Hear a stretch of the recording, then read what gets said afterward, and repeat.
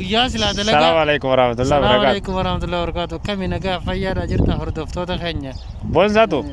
Boonsaatu. Baga jiraattan isin jenna. Akkanatti qalaa shurtaan jechuun silaa nuti amma guyyaa ni dalaganna beeyte osoo dalagannu guyyaa shurtaan dalagarraa nu oolchitee kun akkanatti waliigatti yaa'utti jirra. Shurtaan ammaa sammeessa jirti. Sagalee nuftaa. Sagalee nuftaa du'aa nu godhaadha. Sagalee nurraalii isaadha sagalee namaa ol fiddiif rabbitti ol nuuyya rabbuma hidhanis galchaan hin jirtu waan taateef hidhanis galchaan hin jirtu waan taateef uummanni jechuun akka nu godhu dhabee jira du'aa rabbii irraa rabbuma biraa yoo itti nurraa kadhattan malee bakka akka taanu wallaallee jirra guyyaa halkan mana ala bullaa guyyaa ala wallaa oowwinis nu agaalabe bakka amma gaa guyyaa silaa dalagannuus neetuma ta'e jechuudha. Amma hunoo dheengatti arraan tana sa'a jaarratti hunoo mazraa gamanaa kana nama fuutee akkasitti mazraa kana mazraa saniilaan nama fuutee beeyte nuti asitti gaa akkasitti dalagaa silaa sa'a shanitti sa'a jaatti deemnu dalagaa sanis dhabnee akkanumatti tattaa'olleen isiniin jaa obboleeyyan qiyya takkanaati wallaahi mee du'aa rabbii itti nurraa kadhadhaadha. Yaa boogaa jireenya biyya namaa kanas dadhabnee jirra yaqee halkan dheessu guyyaa dheessu jiruu darara sanuu biyyitti halkan ni oowwiti guyyaa ni oowwiti mukayyaba jala sa'a silaa ciifnu hin qabnu sa'a namni mukayyaba jala ciisu mukayyaba jala ciisu jirtu sitti dhufti akkam taaname haa saa dhugaa keeti warra hidhamtoota Suudi Arabiyaa keessa jiraniif maal laatu warra hidhamtoota Suudi Arabiyaa keessa jiraniif rabbiin haa galchu nagaan biyya isaaniitti. Ijoolleen namoota gurguddaa sheekotii ulamaa hundaa boo'u jira mana hidhaa san keessatti. Nama abbaa ilmaan 7-8 boo'u jira. Kanaanoo akkam jirti? Rabbiin isaan haa baasu jaangaa maaliin jaawwaan biraa waan hin joon hin qabu beektaa? Rabbi isaan illee haa baasu hundalaa gurbaan tokko ammaan tana har'aataa kana wajjin dhufee jira. Osoo hubatanii beekadhu. Qashurtaa dheefa deemu. Adii fi gurraachaan jenne nama hunda taragu jiran. Nama hunda taragu jiran. Amma isa kana hin beekne eenyu siin kun? Shurtaa dheefa deema lafa kana sammaa jechuudha. Nama lamaan gubbaa jiran jechuudha. Sundama masalaa biraatii dhufee shurtaa kana dheefa deema jechuudha. Kunoo kanneen uummanni kunis jechuudha. Kanneen uummanni kunis. Nama sadii isaan qullaa.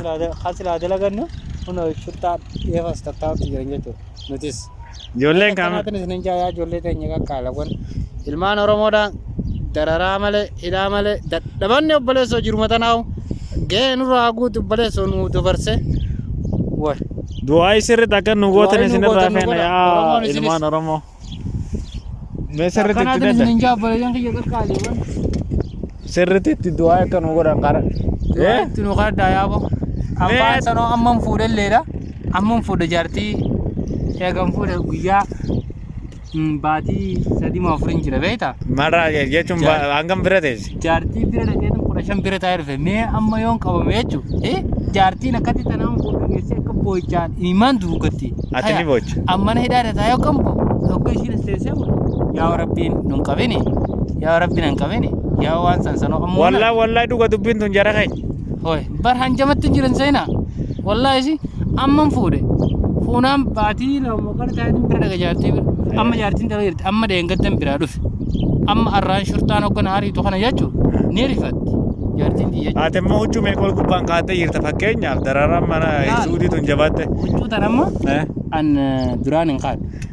Hidha ennaan hin kaadde gaafa huccuu amma tana kaaddeetin. Huccuu 5 moo 4 ol gubbaan qabda jechuudha. Saafuu shiita jaartii kana jala nan bisigeetin. Shiita adde alaabaa Oromoo qashtii tanarraa tolfame kana. Shiita alaabaa Oromoo kanas if jala nan bisigeetin. Jaartii adiyyaa see kannee jechuudha. Jaartii adiyyaa naa kannee beeytee kana. Akkasitti kana fudhadheera. Nin deemadhaan jechuudha kan akka malee. Mee akkamii kaata nu garsiisuu dandeessaa? Ni siin garsiisa. Mee nu garsiisi. Anola. Ka'ee nu garsiisi kaayadhu. Ayyaa hordoftoota keenya daawwadhaa. Waan akka itti kaataniis alaabaa Oromootiin deema. Sirriitti ilaala. Laala asoo laala. Anola. Maaliif yoo waraabee birraa? Anola. Mee tolfadhu sirriitti. Waaw. Sirraa bareeda. Akkanatti jechuudha jaal. Kennaa jaartiin kanniteef shiita kanniteef jechuudha. Akkanattiin shiita waan kanniteef shiita isiidhaa kana lafan kaa'uu jechuudha la. Deemaan jechuudha. Sinii galee. Oromooti jaartiin naa kannee hadiyyaa naa kannite lafan kaa'u. akkuma kishira deengedda gartan sanii jechuudha shiita. Kana shiini sinilleen. Shiita jaartiitiin jaanaa jechuudha. Adiyaan aboo atome waan mana hidhaa Suudi Arabiyaa kanaaf akka Suudi Arabiyaa mootummaa Suudi Arabiyaatti nurra gahaa jiru kana akkam jettee ibsitame. Waan gaawwan jennee ibsinu waa qabnaa miti biyya ta'e injiru silaa biyya ormaati ilmaan Oromoo rabbiin isin haa baasu nagaa rabbi isin haa galchu du'aama goonaa fi sagalee taanaa fi warra mana hidhaa jiran amma warraan qabamin kadalagachuu jiran hedduu takka ifee gaa jennaan boolollee qotattan ifee gaa jennaani dhaamsuu kanaan dabarsuu barbaada. Atimma kophee fiigichaadhaa qopheeffattee jirti. Gochoota yaafattee. Kanaan isaa baqqalaatii malee fuullaal gisee akkana godhaa dhufti tunaa dhufti. Fiigichaa qopheessitee jirti amma isa faadhaa fiigichaan qophaa'ini malee. Surtaan yoo ajjeessa. Akkamiin beektaa? Yoo asiin karaa tokko karaan itti fiidiin jirtu. Laala kun dachii rabbiituun akkana jechuudha. Kiiloomeetira meeqa yoo xiqqaate kiiloomeetira 3 haga 4 dachii irraa hareedha jechuudha. Waa takka. Rabbumaan nu eegu malee waan goonu takka hin qabnu nuti. Wallaahi leeze. Saniifuu du'aa uummata Oromootti irraa barbaadde. Amma gurbaan gurbaan amma silaan waraabu jiru kun borsaa fuudhee asiin dhukkeetu na keessa borsaa godhee deemanii. Kun boonsaatu dhaabbuha. Atoo wayi. Adiina. Ayyee boonsaatu kun. Boonsaatu gurreem tana borsaa fuudhee asii raaree rabbii tana deemee borsaa godhee dhabee. Rakkinaan noof abarra deemuun ajjeesee dhufe. Dadhabeetu ifumaa deebi. Nagabdu jendee beekaa birraa. Nuti asumaan bawwaabaa kana olleen bawwaabaa jechuun kun maali beektan hin bigaru hulaa jechuudha. Hulaa maziraadhaati jira. Hulaa maziraa kana oleenee achi isaan gaseeni taanaan asumaan muka jalatti illee taatu mataa qabannee. Yoommoo gaa nuti dirree darra fe'ane asuma nuti isaanii gammachuudhaaf kokkoflaatu nu jala makiinaatti gadhiisanii. Hakuma xiqqatti nu qaban. Saniifuu. Dachii rabbiituun akka itti hawwitu isin ilmaan Oromoo kamana jiru miti kanuma gabbee beeka barahaa.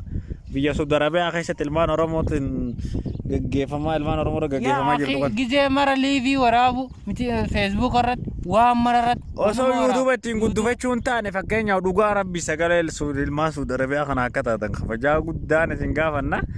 Warreen viidiyoo tijjatan agartanis sheer waliif godhaadhaa waliin dhaqqaba. Ilmaan Oromoo kun akka boo'u jiran. Namni waan nyaatu jechuudha. Ganama akka nyaateen. Uno amma fatara kana nuti ganama nyaanne qadaa amma reefu tana mataa marraa bakka biraatti nu dhufe. Qadaa kana qabiddu jechuudha maallaqaan fidaa maallaqaan qadaa achii bitee maallaqaan makiinaan sii biddi jechuudha. Namni karaarra tolboo danda'u hin jiru. Harjirraa illee Zuleekaa bootaa jaamtu takka jirra la. Naannoo Riyaadii fi Harjiititti dubbiin jabaate akkasuma almuqiim. Jiddaa Makka keessatti dubbii waan jabaateef ilmaan Oromoo maandamsanii dabarsina ifee gaa bakkuma jirtan marattuu isiniin jechuu barbaanna waan warri mazraa jirtan mazraa keessaniin bobba'ee hin sassaabinaa akka jiru dachii qotadhaa yookaan gaara bahaadha. Aboo isinoo yaadan kan nattani warri immoo mazraa bareedaa jirtan yoo agartan na yaamaan keessatti haa warri mazraa bareedaa jirtan keessatti na yaama. Yaama warri mazraa bareedaa jirtan lakkoofseessaa raqama keessatti kan mazraa bareedaa yoo taate isinitti ilmaan Oromoo gara waliilaa lagaa bareedduu agartan na yaamaan isin biran dhufa hayaa.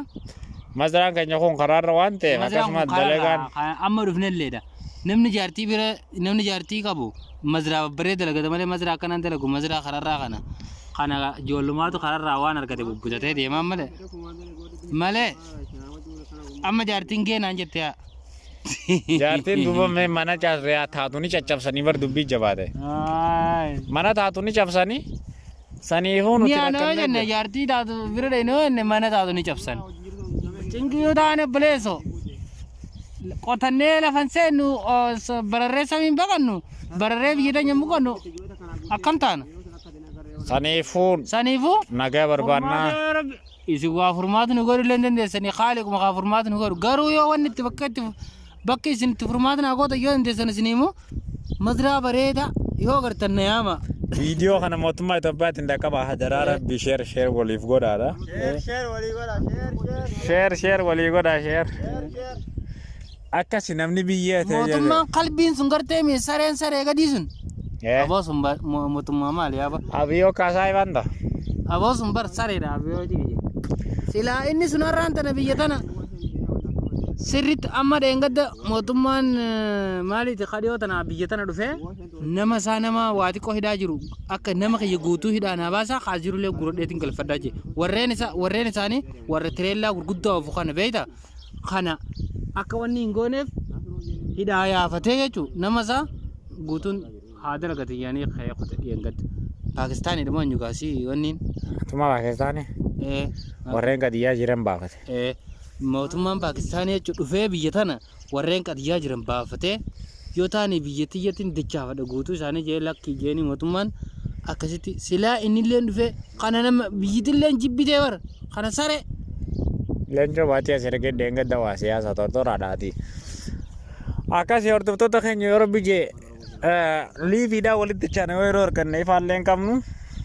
Ifaalleen qabnu shabakaa hin qabnu yaa boo'ito gaafa bijee walitti deemna. Akkasii kunillee yoo barteen wanti jaani maqaa isaa Obsa Yusuf jaaniini.